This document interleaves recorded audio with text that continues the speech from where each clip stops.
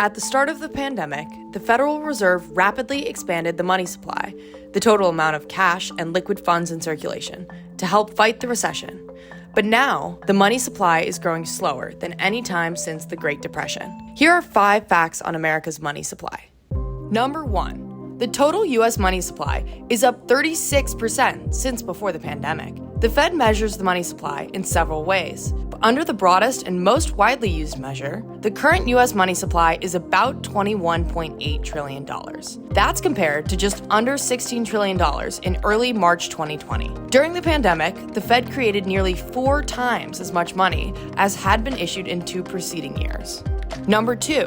During the pandemic, the Fed purchased at least $120 billion per month in securities. The Fed created dollars during the pandemic and used much of the new money to buy bonds to hold down long-term interest rates. In June 2020, the Fed set a rate of purchase of at least $80 billion in treasuries and $40 billion in mortgage-backed securities each month.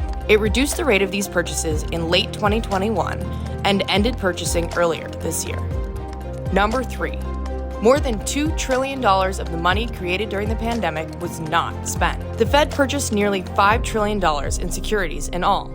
However, the banks that the Fed paid did not spend more than $2 trillion, instead, keeping it out of circulation while seeking investment opportunities.